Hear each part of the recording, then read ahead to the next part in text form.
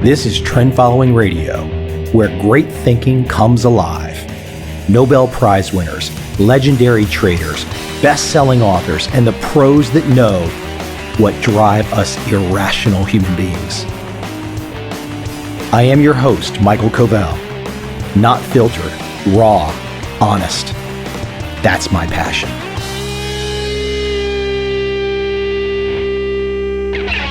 I don't watch as much sports as I did as a young guy, but I still love the competition. I still love knowing what's going on. American baseball, basketball, and football, I follow those three. I pretty much know what the hell's going on. Every year. Not watching games all the time. I don't have time for that, but I just love it. I love the energy. And ever since my first book, Trend Following, where I put a chapter in the book about baseball, John Henry, and Moneyball, I've been fascinated with the parallels to Trend Following. It's like one-to-one. The stuff just goes together. I always appreciate the critics who say, I can't understand why Michael put chapter 5 in his Trend Following book about baseball. He just seems to like baseball. This has nothing to do with anything.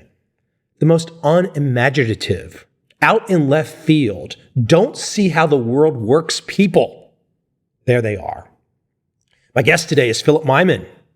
He is the Chief Analytics Officer at Vantage Sports. He is an Associate Professor of Analytics and Finance at the University of Bridgeport. Perhaps most interestingly, he's an analytics consultant for NBA teams, for National Basketball Association teams. As I just mentioned, I've got a little familiarity with baseball and analytics.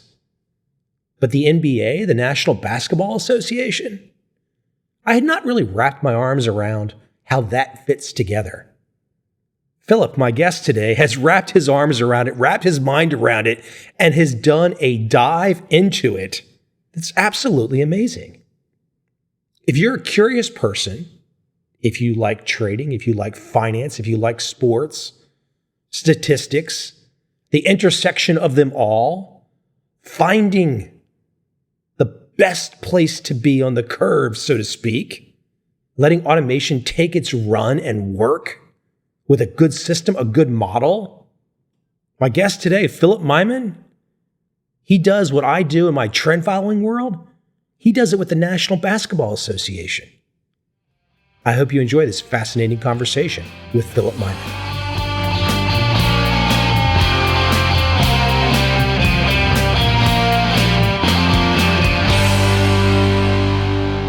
You know, you've got a really interesting path that you've gone down. And today I want to stay focused on something that I'm way away from the States right now, but I follow it from afar, and that's the NBA. We're right in the middle of the playoffs. The Celtics just lost the fourth game, and it looks like the Cavaliers are going to close it out in the fourth game. And what's going on in the West, I guess Golden State and Houston are probably going to end up there. So that's where we are right now. It's not really relevant because this is kind of an evergreen conversation we're going to have about the NBA. You know, for a guy, me, who's written some trading books that are all about systematic ways of trading the markets, quantitative ways of trading the markets, you know, take out the human decision-making and let the machine run on a good set of rules. And here you are living and breathing that through the NBA. Entirely fascinating. I watched a presentation you gave the other day at Cornell. Just fascinating stuff. Oh, thank you so much. I share your view of an algorithmic future, both in finance and in basketball and in the whole world. Yeah, it looks like we're headed that way. Let's break this down, though, for people that are perhaps we're already too highbrow for them. I mean, look, everyone's seen the movie Moneyball. There hasn't been a Moneyball for the NBA film yet. But let's break this down because, look, the average person, and I'm pretty much an average person. I wasn't very good at basketball, but look, you know, there's how do people score, you know, there's rebounding. There's all these ways that people make decisions. And then in the NBA, it looks pretty simple to the outsider. Like, hey, if you've got Shaq or you've got Magic or you've got Jordan or you've got Larry Bird or you've got LeBron or you've got Tim Duncan, you win championships. That seems to be the math behind it. But why don't we start to pick this apart from a base level from your perspective on ways that we can start to look at the data more than just the superstar players, the unicorns, and more than just, let's say, scoring or rebounding? A lot of it is hindsight bias, the same way we have traders who are regaled as being awesome traders, but only because they were good, right? Same thing with MVPs. Like James Harden now is a perennial MVP candidate, but Oklahoma City traded him away to Houston, right? At the time, the idea that he was an MVP player at that time was not in the mainstream. But now, looking back, yeah, of course they're going to do well if they have James Harden. You know what I mean? To push back on that, though, I guess I hearken back to my early days of watching the NBA, and there really did seem to be, for a period of time, if you got one of these unicorn players, the ones that I just mentioned, you did win championships. However, everyone doesn't get a unicorn. There's 30 teams. Everybody wants to have fans in the stands. You want to root. Even if your team can't be the team, it'd be nice to win more than 50 games, right? Let's start with the Celtics. I've been a Celtics fan since the Bird days. Let's talk about what they're doing currently, because it's really fascinating for people that are not following it. I mean, the Celtics have built this team through a lot of moxie, Danny Ainge, the GM, a lot of perhaps some good luck with some of these trades that have worked out. But they seem to have had a system, though, because their system was get rid of some older guys, bring in some draft picks, and then the people they draft, well, hold on. Why are they not taking Markelle Fultz at number 1? Why are they taking this guy Tatum, who everybody thinks it's number 3, doesn't think is, the top pick? Let's break their system down and what they're doing differently today from your perspective, especially on the statistical side, your bread and butter. Well, I think they're very advanced in not just one element, but in lots of elements. On the statistical side, I think they have excellent scouting. I think they have excellent decision-making, negotiation. The front office is fantastic. I think if I were to think about how they approach the world, it's a financial thing. It's a portfolio of options is better than an option on a portfolio. You don't just get one major guy, and give him a ton of money and hope that everything works out, right? That was the major problem with Kevin Garnett in his Minnesota Timberwolves era, and it happens to a lot of stars. They're the one guy on the team, and you put a lot of resources into them, but then you can't get a supporting cast. The way I think the Celtics think about this, and I don't have any inside information, but the way I think they think about this is they want to accumulate assets, and sometimes that asset is a player, sometimes it's a draft pick. What you're talking about unicorns, you don't know ahead of time who's going to be a unicorn, right? So you just want to be in there. You want as many lottery tickets as you can possibly get at a relatively cheap price. And when they start paying off, you don't want to sell, right? You want to keep your options until grow them as much as you can. Also, you can't underestimate the effect of the coach. Their coach is clearly going to be the coach of the year. I mean, he's just an amazing. He's the best coach probably in the world. And getting him at the time too, as you remember, nobody thought that he was going to be the greatest coach of all time. But they see things in people. They see an approach to decision making, an approach to finding value. It's not just looking at what everybody else likes and we want some more of that, but what really generates wins. How are the rules changing in the future, and how do we need to position ourselves for that process? Things like that. I'm going to take you into and let you really expand on it. Similar to the presentation I saw you give the automated general manager. While we're on the Celtics for a moment, perhaps you can give me your perspective. When I see something like, hey, they signed this all-star from Utah, Gordon Hayward, he blows out his ankle in the first game, right? And they replace him with a rookie, right? They replace him with a rookie from Duke, the number 3 pick in the draft. Okay, no one's expecting this to be a one-for-one, switch off and it works. But it's kind of happened that way. And then you see somebody like Kyrie Irving go down, and then another guy steps in. So it makes me think that there's a process with the Celtics where they have in their mindset, their plan, their system, that there's a certain interchangeability. Am I going down the wrong path here? Or is this just luck? No, I don't think it's luck. I would put it a different way. It's not that they're interchangeable. I think there's just an incredibly advanced approach on the front office side and the coaching side to adjust the play to maximize the efficiencies, right? To put people in the position where they're most likely to succeed. They don't play the same way as the other people, right? But they're different. They're different players, right? They succeeded. Let's talk about Isaiah Thomas last season. He had an incredible season.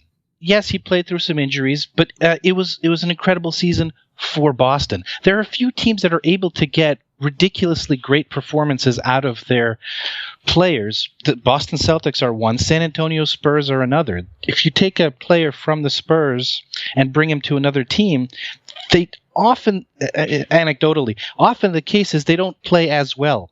And then when they go back, they start playing well again, right? It's about putting people in a position to succeed based on their strengths and weaknesses. Let's break this apart from something that I saw in your work.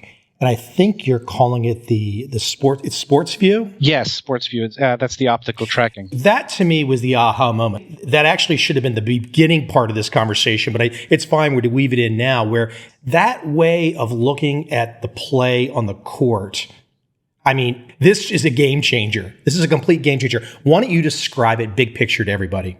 There are 30 NBA teams playing in 29 arenas. The two LA teams obviously share the Staples Center. In each of those 29 arenas, if you're looking at the court, and if you're standing in the middle of the court and you look up, you'll see that's where the big TV and stuff is. There's also, every arena now has installed 6 special cameras. Those special cameras have this bird's eye view of the court. And they're fed into an algorithm that was originally created based on Israeli missile tracking technology. And it can sense and detect and measure and monitor the center of mass of various elements. And it's been tweaked, and now highly tweaked, to focus on the 10 players and the ball and also the referees. So you can see where 25 frames per second, you can see down to the inch or so where the center of mass of each player is. So you have all these dots moving around and creating shapes and interesting patterns. So you can see it just like a coach would draw up a play. You now see you have all that data for every game for every team. So you could think of those as a two-dimensional coordinates, right? Just a bird's eye view. Does that make sense? The ball has got XYZ coordinates, though, correct? Exactly. The ball also has the height. So you can tell when someone shot it. You can look at like the rotation of the ball. You can see how high. You can infer how high each shooter jumped when they shot. Things like that. So yes, we don't have the height for the players, so we can't. The only way you can tell they're dunking is if they're the closest person to the ball, and the ball is above 10 feet and coming down with force, that kind of thing. But this is amazing data. This just tells everything. You can take this data, you can look back at things, you can look forward at things, you can say, well, if we bring this guy into the squad, how will he do? I mean, it's at that level of almost like building a trading system for trading the markets. It is. And in the same revolution that we've seen in finance in the past 5-10 years, we've seen also in basketball. Because it used to be in finance, it was, let's just figure out a strategy the same way. Oh, let's just figure out from box score statistics how things are moving or whatever. But now we have high frequency data, both in sports and in markets.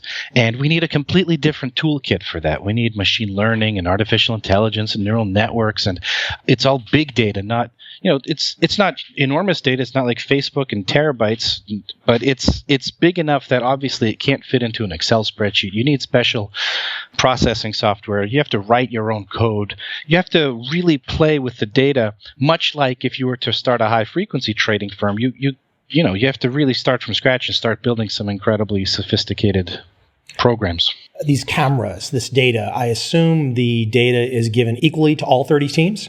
Now it is, yeah. As of a few years ago, everybody has it. Everyone gets everything for every game across the league? Is that kind of how it works? Yes. Everyone gets it, but they don't necessarily get a rule book on what to do with it, do they? No, of course not. The first thing you want to do is match it up to the play-by-play, so you can see what's happening relative to the sort of stuff you're used to seeing. This was an assist, this was a pass.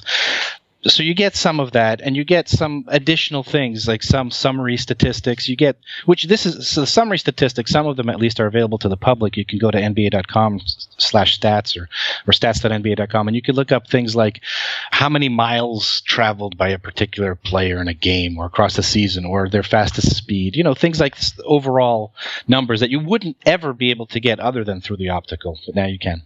Let me get you to go down a path of an example, and I'm going to throw some names out, and hopefully they work for you giving an example. Let's look at somebody like, for example, the young guy in the Celtics right now, Jason Tatum, who seems to be extremely efficient for a rookie, and perhaps, as you say, he's that efficient based on the coach and the team putting him in a position to be that good. But contrast him with someone like Carmelo Anthony, who won, an NCAA championship, who's going to go to the Hall of Fame, who's been on, a dozen All-Star teams. They're very different. I'm just wondering what that SportsView data would show if we were looking at Carmelo versus Jason Tatum. I'm guessing that we would see the ball from a time perspective in Carmelo's hands quite a bit. Yes, that's one of the biggest things. People like to see points. When somebody scores a lot of points, they're considered to be a great player because we don't see what would have happened. If somebody else was on the court, if they hadn't taken all the shots that they took to get their points, what would have happened instead? Does that make sense? All we see is 30, 40 points. But you can put up 30, 40 points and lose. How do you do that? You do that by taking a lot of shots, low-quality shots. So if you're shooting something like effective field goal percentage of 40%, that's not very good. But if you're shooting something like 50% or 53%, which is where Tatum is at as compared to Carmelo, then like you said, he's efficient. If he has the ball, it's the probability or the expected points of him having the ball in the position that he gets it is high. And not to rag on Carmelo, obviously he has skills, but he's presumably not been placed into the same sorts of situations as could have been optimal for him to be both to be more of a winning player as opposed to more of a scoring player.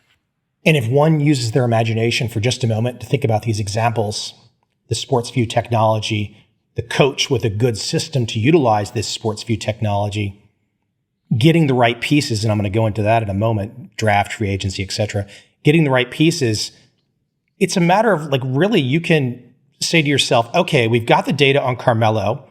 What happens if we take Carmelo's data in and replace one of our starting five with Carmelo's data and play it forward for 82 games? What do we end up with? I mean, it's at that level, assuming, for example, that Carmelo's production is going to be constant or similar or correlated over his prior seasons.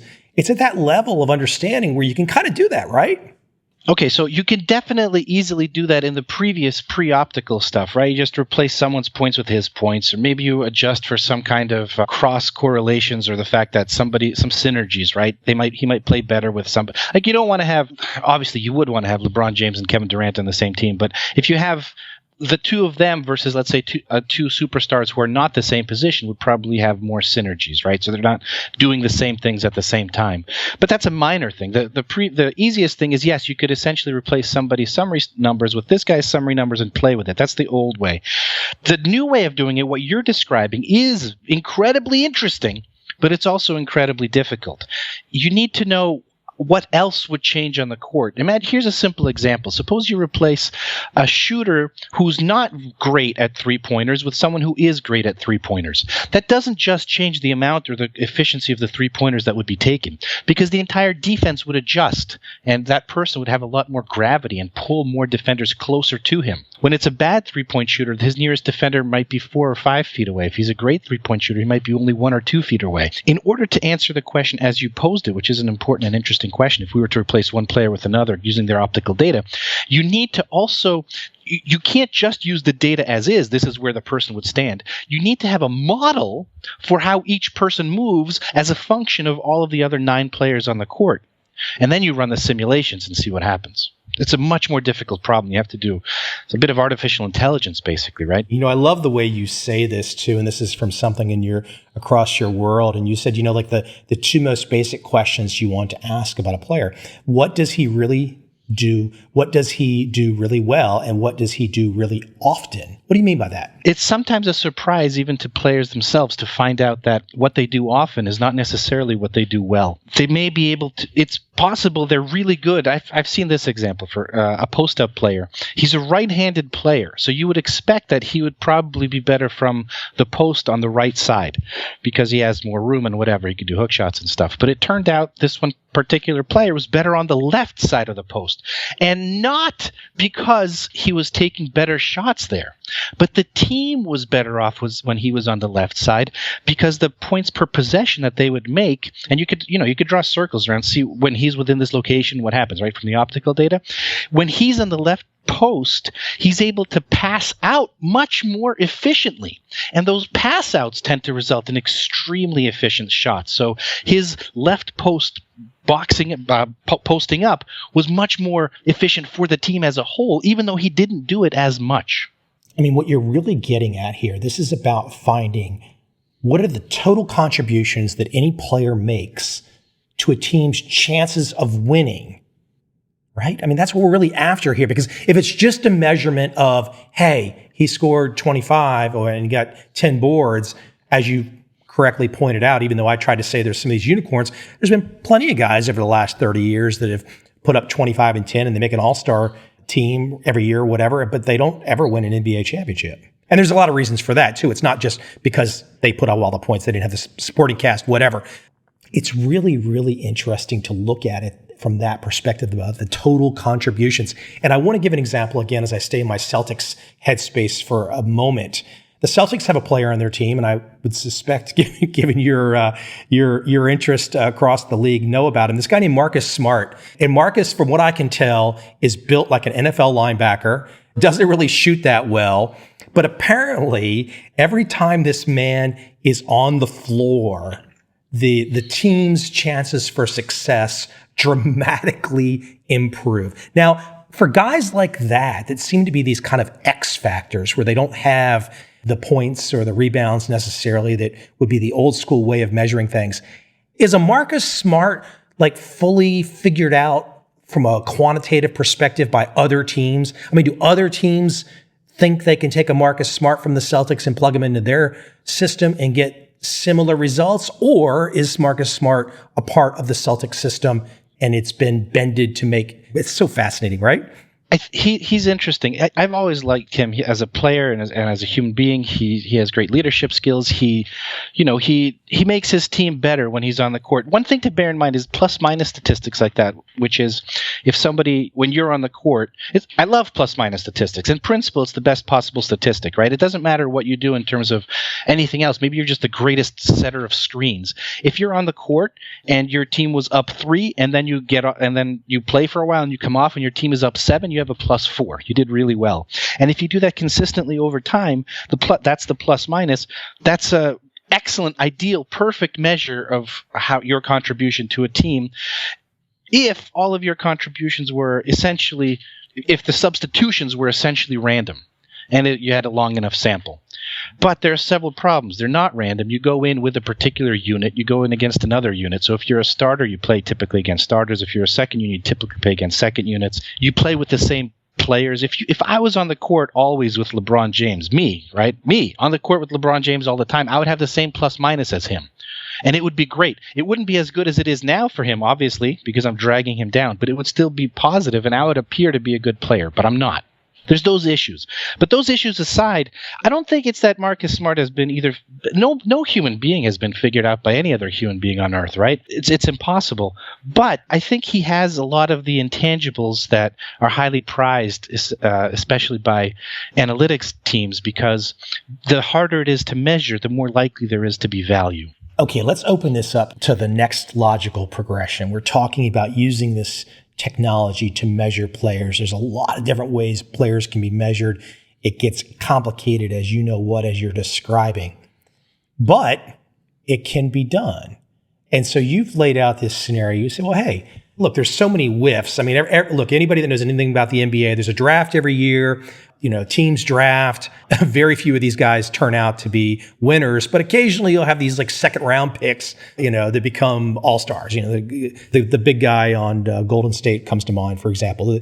Isaiah Thomas, who you mentioned earlier, second round guys that become all-stars. It's really amazing. Map out the scenario, though, for us. We are, instead of having the humans continually make these decisions to put a team together, and I'm going to go into something later with you. I want to get your perspective on what happened in Philly in the last 5 to 6 years.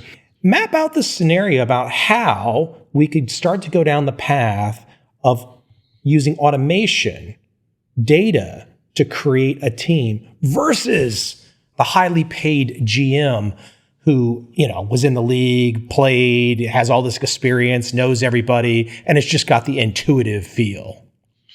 Yeah, let's first establish some facts. There are myths and there are facts. The myth is that general managers, the GMs, are brilliant and they have foresight and they can tell, oh, this is the guy we have to draft, and then it turns out that was indeed the right guy, and how they're brilliant and everything. If that were the case, see, let's apply the same thing that people use as a test of religion, right? People ask you, how religious are you? Oh, I'm very religious. I go to church. I do this, all that stuff. Great. And if you believe, let's suppose you're in a religion that believes that people not of your religion are going to hell. That means your friends, your family, people who don't believe with you, you think they're going to be lifetime of death and destruction. How much effort do you spend to try to convince them otherwise? It's usually not that much relative to how important this thing is. So there's a disconnect between what people say and what actions they are willing to take. Now let's look at, so what people say is GMs are wonderful, but what actions are they willing to take? How much do GMs actually make? If they were adding as much value as the myths would say, they should be making 20, 30, 50, $80 million a year, right? If they're really adding that much value, maybe not 80, but it's like 10 to 20 million, which is very rare. Most GMs do not make that much. The ones that do typically are in a combination role of, say, GM and head coach or president, or they're Phil Jackson or something, right? But GMs typically do not make that much. So the market is saying that they are not paid as if they are able to foretell the future. The next issue is, how are they making decisions? If you're a human being and you're making decisions and you don't have a system and you're not developing an algorithmic approach, then you're trusting your gut. Well, what's so great about your gut? How do you know? If you're rational, how do you know that your gut is correct? Have you back tested it? Of course not. No. And then when you fail, or you're fired for whatever reason, and someone else hires you, did your gut change? Are you suddenly improved? Is there any progress in your gut? No. The gut is an excuse for rationalization. Now, we know human beings, when they make decisions, first they make the decisions, then they rationalize, and that rationalization later appears to be the reason that they give. Like, we know this from epilepsy. Right, when people have split brains, you make them do some kind of action that the other side of the brain doesn't know about, and you ask that other side why they do it. People make up excuses. Why did you get up? Oh, I want to get up to, open the door or something, when in fact it was something else. So people make decisions not why they think they make decisions. So the gut system is already unlikely to be accurate. If you hang out around any front office or with any people who work in basketball or any sport, especially when you talk about past draft successes, nobody brings up failures. It's really rare. Right? Everybody makes all sorts of predictions, but they only then later talk about and highlight the ones where they were correct. Because that's their way of, kind of getting credibility or something. Hey, I told you that guy would be awesome. Yeah, but you told me 30,000 guys would be awesome. This is the only one. How likely is it that you're correct, There's no predictive signal there. If we take this approach that we want to be able to backtest even a gut, even anything else, then that's it. Once you've done that, the rest of the road just follows logically. Because once you start backtesting, the answers become relatively clear, and you become much more diligent and much more determined and automated. And I think that's the proper approach. And that's what's happened. That's obviously, as you know, that happened in Wall Street, like in the 80s or something. What used to be people were trading on their gut. But the evolution was towards being more systematic and quantitative and let the algorithm be correct. And if you disagree with the algorithm, well, you have two choices. Either you can just say, well, I'm probably wrong because it's my gut and I can't test it, or then you try a new algorithm and back test that. What we're really looking for here ultimately is how to measure productivity. How do we measure productivity? And I'm going to let you expand on that in a moment in terms of imagining an automated draft, right? Okay, so if we've got drafting kids from basically 1 year of college or a couple of years of college or whatever, and we're going to, instead of using human decision making, we're going to automate that process. I want to let you in a moment run down the variables that one would consider to try and measure and talk about some of what you have seen in the back test and some of your historical research to do comparisons to what actually the drafts were and what some of the automated drafts would have unfolded. I've got one that's topical, and I've already mentioned both of the names, I think, so far in this episode. I know Jason Tatum, but Markelle Fultz. So this last, spring of 2017, there was the NBA draft, and the number one pick ended up being Markelle Fultz with the Sixers, and the Celtics got the third pick. But that was kind of reversed initially because the Celtics traded out. The Celtics decided, hey, we want this guy Jason Tatum, but it looks like Philly really wants this guy Fultz, so let's trade down. We'll take Jason Tatum and get an extra draft pick, which could turn up to be a very high draft pick in the years to come.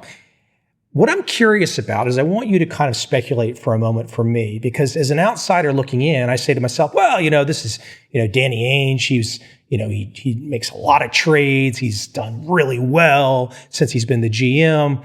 And he just had a feeling that he should go with Tatum, even though everybody said Fultz was the top pick. I mean, that was like all the mock drafts, et cetera, et cetera. It was like Fultz, Fultz, Fultz, Fultz. What do you think was going on from a decision-making standpoint? Like, how did both of those teams, do you think, played their decisions out? Was it a lot more of the human side of things for both squads? Was it a mixture? Do you think Philly went entirely on human gut and the Celtics were going more with an automated analytical approach, and that was why they were all for Tatum? Expand how you might have seen that unfolding for both teams to make that trade, how it unfolded. And clearly it's unfolded for the Celtics from being in quite a an nice way 18-year-old so to being far. a 24-year-old. A lot of things changed in your life, right? Point out is you became more productive in certain areas, less productive in others. You worked on certain things or you didn't work on others. Very good. Even LeBron James as a rookie was just an average NBA player. I haven't seen how a great method of predicting rookie performance. If that's something that the Celtics have done, then kudos to them. More likely, in both cases, I'm sure it was a combination of human and analytical, of course. But I know that the Celtics do place weight on qualitative measures. They're not totally quantitative, which is reasonable. You want to be able to incorporate some of your feelings, some of your perspectives, as long as you have a track record. There's 15 years of his gut, essentially. I don't know that teams do this, but I think the number one most important thing for a team to do from an analytics perspective is keep a comprehensive database of every scouting report and every prediction by every member of the team. From that, you can extrapolate a lot of signal. For example, I'll give you an example. Suppose you have a guy on your scouting squad who's a scout who almost always he's random, but when he comes to point guards, he is exactly wrong. Everyone he says will be a bust turns out to be a star. Everyone he says will be a star turns out to be a bust. In any reasonable organization in sports, he would be fired his first week. I mean, clearly this guy is useless. But in an algorithmic approach, he has an enormous value. You just put a negative sign on what he says and only about point guards, ignore everything else, and suddenly you have the greatest scout of all time. And that's not even something you have to think up or wow, that would be a great insight. And any machine learning approach would naturally find that immediately. It's just so obvious. That's one of the most important things to do. Now, for this particular 3-1, I think it's too early to tell who's going to be a better player. I could be wrong, but in my experience, you typically need about 3 years of NBA players' performance before you can really have a sense of how much they are producing or have produced. Fair enough. I'm kind of the outsider looking in, probing the NBA analytics guy's mind, So it's just interesting to kind of try and piece this together and learn. Let's take this to the automated place where I really have wanted to go this whole conversation so far, the draft. Instead of all these GMs that we've been talking about sitting down every spring to make their selection one of 30, get their first round pick, and hopefully this will change the face of the franchise and they'll win NBA championships. Instead of using the human decision-making, explain how, from an analytical approach, you could build the model and describe the inputs the model would need to where that model could make those decisions every year. And contrast that, because I know you've run these back tests, contrast that to the actual data that's unfolded. It's quite interesting, isn't it? It is. It's pretty sobering. What are the inputs that we potentially have access to, and what are the outputs? Let's start with the outputs, because you mentioned productivity. How do you measure a person's productivity? It's not just points, obviously. It has to be something about the winning. It has to be how many wins they helped add to their team. So you have to take the number of wins that the team had and partition them among the players who helped, who didn't help, by how much. And there are several different approaches to this. You could use any one of them you want, or what I tend to do is take an average of 3 of them. So, for example, there's win shares, there's wins produced, there's even, you probably know PER, per John Hollinger's stat. That has an equivalent in wins called something like expected wins added or something like that. You're trying to measure, you rank players based on how many wins they've contributed to your team. This is before the NBA. This is measuring at a college level. No. Sorry, this is the output. This is what you want to know how they did in their first 3 years as an NBA player. How many wins will they have produced in the future? So for the past, we know, ending with the draft 3 years ago, we know how the players who were drafted, how they performed in the NBA for the subsequent 3 years, right? We first want to measure what is it that we want to predict. And that's the output. That's the amount of wins that they are contributing to a particular team. Now, how do we possibly predict this 3 years out, right? For young kids, what do we have available to us? Well, we have some stats like that, like offensive rating or offensive win shares. We have some of that from their college stats. We have all of their efficiency numbers, things like effective field goal percentage, or what percentage of the team's offensive rebounds do they take, or assists, things like that. How many games played, how many minutes. So basic stats, basic game stats. And we also have their physical size. Yeah, right. So we have things like their wingspan, their max vertical, their sprint, their body fat, their hand width, their hand, things like that. So that's an additional amount of data. Okay, so we'll add that in too. We have the strength of schedule and those kinds of factors, so we can adjust for who they played against, if they played against what kind of competition. That's important, and what position they played, and of course their age. Because if you're a 21-year-old coming out of college with the same numbers as a 19-year-old, what do you think? Are you as good or not as good? I'm taking that young guy. Of course, right? They have more room to grow. The 21-year-old is basically an adult. In fact, I found, just a quick aside, of all of the variables that we're talking about here, the most important one, the one that if you change it by a little bit changes the forecast substantially, is age. If you're not sure about someone's age, that's a major problem. Can I throw a real side tangent to you? And I don't know if you're a baseball fan. I think one of the most brilliant moves ever was the way that Bryce Harper unfolded his high school baseball career. Absolutely brilliant. They played it for this payday that he's going to be signing soon. Nice. Well done. So that's almost all of the inputs that we have. We have a little bit more. We have some indications of how they played in high school, which we could compare to how they did in college. So it's just a small number. But we also have something qualitative. We have, what you mentioned this before, we have the mock drafts. What are mock drafts? Mock drafts are not the actual drafts in the order that they went, but predictions by various people or news outlets of how they think the draft will go. And we know this, the important thing is we know this data prior to the draft itself. So if you get a history of this information, it's useful. It's kind of like the scouting report. It's a proxy for that. And this is useful because if you have two guys who have basically the same physical characteristics and basically the same numbers and basically the same age, but all of the mock drafts have the first guy much, much, much, much higher than the second, there's information there. And it would be silly to ignore it just because we think humans are stupid or something. They're not necessarily. Sometimes they are, sometimes they're not. It's data, so let's just throw it in there. Yeah, and let me interject too on the mock drafts. I'm assuming these mock drafts, are not necessarily. Maybe some are just somebody, guy in his bedroom in his underwear coming up with ideas. But I assume a lot of these mock drafts are also based off watching these guys pre-college in all-star games against each other, where they'll be able to make comparisons. You're exactly right. And I take only 3 or 4 mock drafts, things like from Sports Illustrated or ESPN's Chad Ford, Draft Express. These are the people who watch them all the time. And I'm not trying to predict whether they're correct all the time, whether the mocks are correct, but there's information there. And let's toss it into the machine learning model and see if it helps.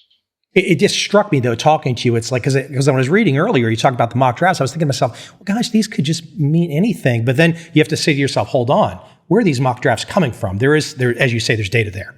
And the machine learning model could tell if they all agree, that means something. If there's wild fluctuation, maybe that means something else.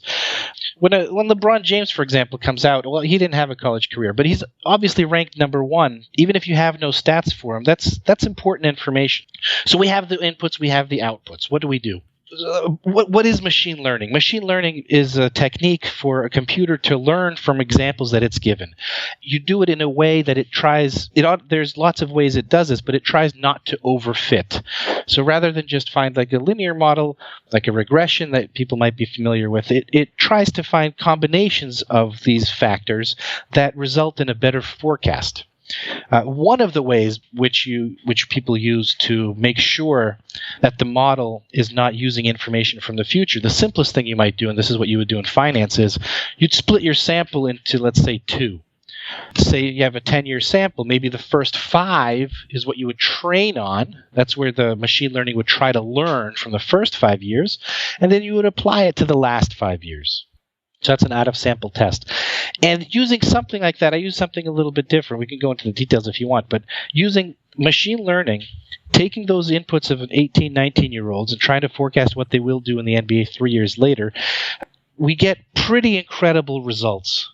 To summarize the results, basically, if you were to pick any random team over the past 10 years, any random team, and you were to replace all of their decisions by what the algorithm would have recommended at the time, they would have each one of them independently would have done better.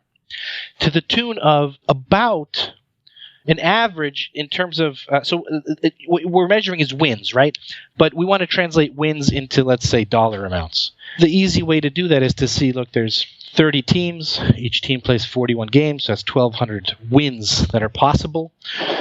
41 home games, that's 1,200 wins. There's a total revenue of $4 billion or something. Half of that goes to players, so that's $2 billion. $2 billion divided by 1,200 gives you something like $1.6 million per win. So, in other words, if a team could pay an extra $1.5 million to get an extra win, they would. That sounds kind of reasonable, doesn't it? Yeah, and I've got one big question right off the bat here. If we're sitting down behind closed doors, and you're sitting down and you're giving the same presentation to 30 GMs in the NBA. And for all I know, you've had conversations. I don't know all of your background, but obviously you have a very good idea about what you're talking about. You've done some homework, serious homework. You sit down in this conference room and you give this presentation to 30 GMs behind closed doors. How many of them agree with you and how many of them start shaking their heads in 2018? My experience has been that they would agree, but they would blame their predecessors. Does it ultimately become politics for why they might not make the changes, preserving their job, et cetera, et cetera? That, I don't know. My experience has been that most people, especially at the top levels of sports and NBA, they have a high integrity. They have high integrity. They're not going to do something bad for the team in order to keep a job. They really want to win. You just said the data says that. No, they won't do anything that they think will be bad for the team. They're just wrong about what they think, which we now know is pretty universal. Right. Now, you can still be you can have integrity and make wrong decisions. Fair enough, but at some point in time, they're all wrong. When you do know they're all wrong and one doesn't make the change, it's hard to keep saying into the future there's integrity. Am I completely crazy? No, you're absolutely right. So if you were to show this to a GM, they would, and you show them here's who you should have drafted instead, they will agree that the team of players that would have been drafted instead is better than who they drafted. That's true. The data is right in front of your eyes, right? They would agree with that. Their concerns would be, how do I know that it'll continue to work in the future? How do I know this wasn't backfit? All those kind of reasonable, correct questions, but they may be. So I know what you're getting at, and you're right. There is a little bit of giving up not control. You're not giving up control. You're giving up the illusion of control. You feel like you're making these decisions and you're putting your team in a better position to succeed and stuff. But and it's a bit of a caricature, right? Obviously, we're talking about some of the teams that are less analytically savvy than the ones that are. But in those cases, for those teams, yeah, they're probably not making the best decisions, and they're probably willing to continue not making the best decisions because if they do, they become expendable. they feel that they actually add more value than would be perceived, and so they feel it would be bad for the team for them to leave. Does that make sense? It's a bit roundabout. Yeah. So, we're about, I don't know, maybe 15 years past Michael Lewis's book, Moneyball. And I'm curious, that famous scene where Billy Beane, Brad Pitt, brings in the young analytics guy, and they tell the old crusty baseball scouts, like, here's what's going to happen. And the crusty baseball scouts are just like losing their marbles. But that's 15 years ago. How many of those kind of crusty type guys that grew up in a sport, for example, like the NBA, are they still embedded in the sport, or are they gone? They're gone. No, they're dinosaurs. That everyone understands analytics. With maybe even Charles Barkley, who talks how analytics is bad. I think he's kind of exaggerating it for effect, and he would back off of his comments. It's not that you can't say analytics are bad. That's like saying thinking is bad, logic is bad, reason is bad, right?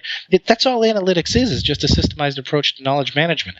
What does happen though now, 15 years after Moneyball, it's not that analytics is this new thing and we have to worry about it. It's that it's not being treated as integral as I believe it should be.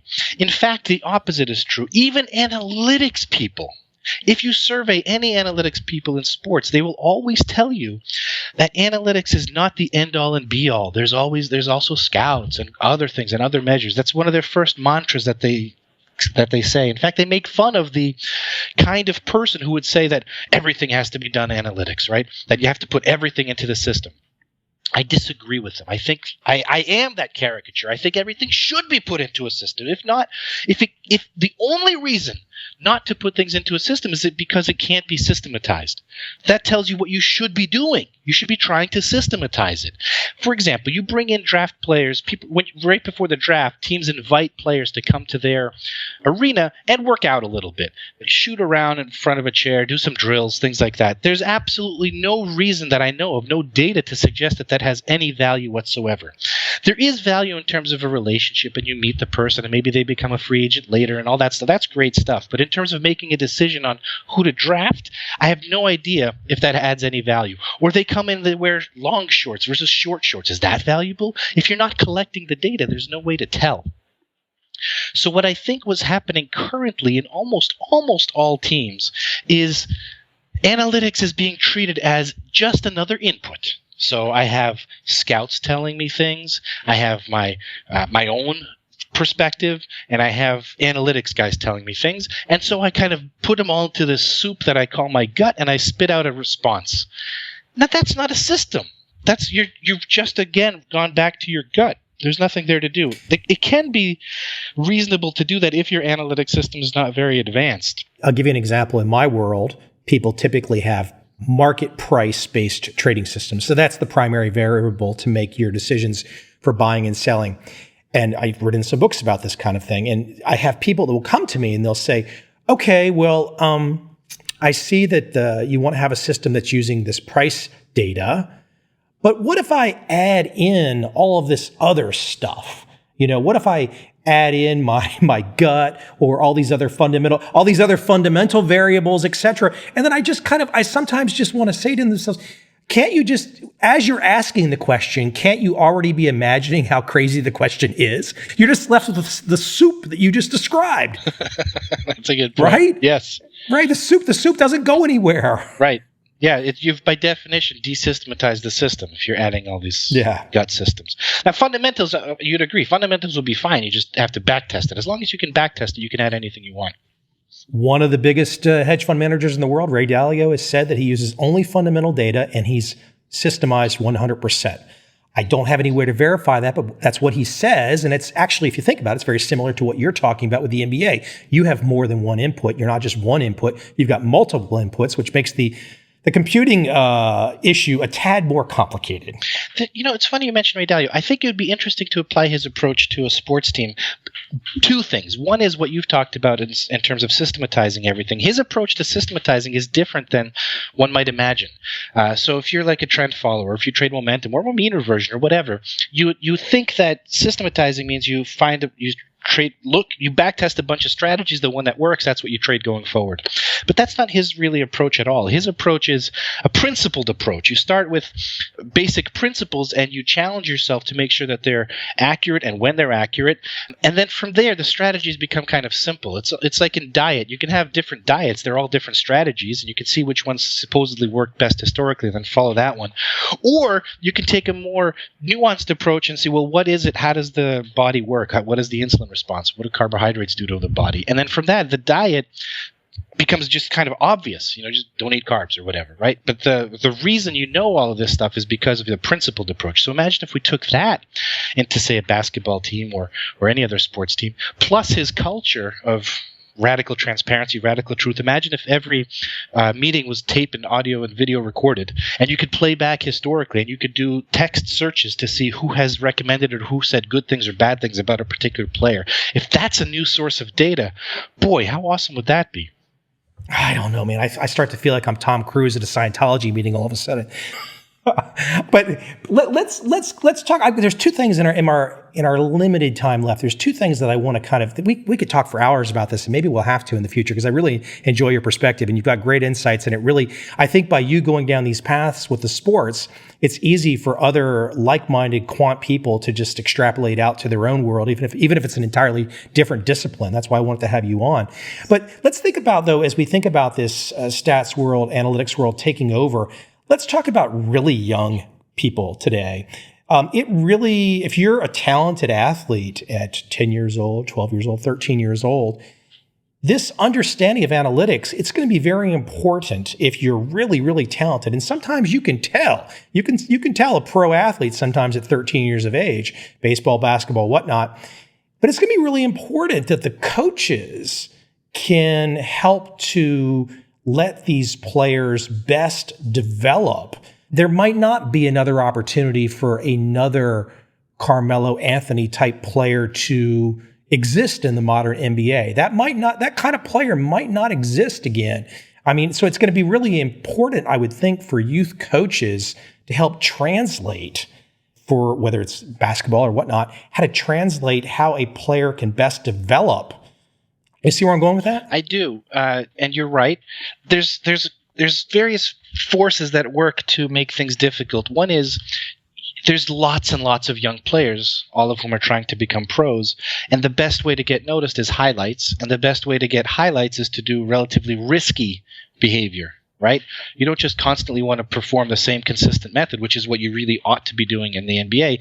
You want to take a little bit of risks, do something flashy, so that if it pays out, if you hit 2 or 3 full court shots in a single game, great, that's awesome. But if you're constantly heaving 40 of them a game, that's probably bad. I think you're talking about the Ball family to some degree. No. There are a lot of people who share your concerns specifically about younger people and training them and coaching them.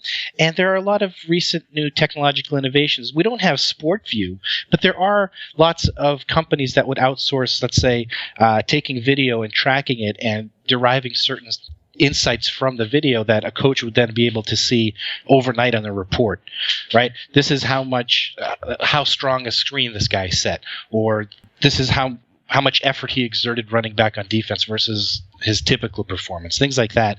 Once you get more data like that, then you can tell where somebody is strong, where somebody is weak relative to where their potential is. And yeah, that would be wonderful to continue to grow it. I think the biggest problems have been, things like in college, it's illegal to practice all the time, right? They limit the amount of learning athletes in their prime can do with coaches, which is a travesty. You got to think the analytics is going to really force all the way down to the level of youth. It's going to really force accountability. There's going to be a best way to do things. I've got this comment that I wrote down from Brad Stevens. It said, I don't have 5 positions anymore. It may be as simple as 3 positions now, where you're either a ball handler, a wing, or a big. And I think that mentality is probably going to trickle down. And so I would think that as the top levels are developing talent in a certain way, the younger people are also, even though, as you correctly point out, look, you're a black swan if you make it to the NBA. But the younger guys are going to start to think, well, hey, I need to kind of model It's not just one-on-one isolation. Carmelo, I keep picking on poor Carmelo. It's different today. You've got to be very diverse. Diverse is going to be important. But then again, as you point out, the highlight reels and the mixtapes on YouTube is what drives attention. So it's interesting. If you're really a pro prospect at any age, in high school or something, you're never going to be playing against people you're equal. So you kind of start standing out pretty easily. Hey, one last point that I wanted to make, and this would be kind of a longer conversation, but the hidden data aspect. There's so much hidden data, and we've kind of touched on it here in this conversation. But with the Sports View, and I think this was with the Sports View, you had an example. I think it was you with walking through an example with Jeff Teague breaking down into the paint and kind of making a decision facing LeBron right in front of him. And it's really amazing because you think about it, it ended up being 2 points. He just got an assist and the other guy got a bucket. It was 2 points. But when you look at it from the analytics perspective, the amount of data points, the amount of things taking place on a particular play, any play, oh my gosh, it's just off the charts. It is. And yes, exactly to your point of hidden data, there's actually two aspects of that. One is the information that's out there that you would like to collect. Okay, that's number one. But second, once you've collected it, how much of that is actually useful? What we were doing with that play, we actually had people watching video and transcribing all of the movements that were happening, every crossover, every screen, because sometimes the human eye is still better than machine learning. But what we have with the optical data is just the moving dots, the points on a court. From there, that's data, but there's still a huge monumental step to take to find something interesting. For example, the question of, is this a screen? Is this a pick that somebody set, or were two people just kind of moving past each other? That's a really difficult question that people have spent years on trying to answer, and there's been some progress. I think the latest numbers were you can use complicated machine learning techniques to identify those picks and screens to something like 70 or 80% accuracy, not 100%. So there's still a lot of work sometimes. So the data itself, even when you have the raw data, there's hidden data and hidden insights. You still need work to get the insights from the data. We can go on for hours. This stuff is fascinating. We will definitely have to have a part 2 conversation in the not too distant future. Where's the best place that I can send everybody to check you out? Oh, I think you could just Google me, I guess, or go to philipmaymin.com. It's just my website, philipmaymin.com. Really cool stuff, man. I think it's just so awesome to see this world of analytics come into the sports at the level that it's taken. Again, as I trace back to Moneyball, which was kind of simplistic almost compared to where we're at today. So it's really cool stuff. Thanks for having me on.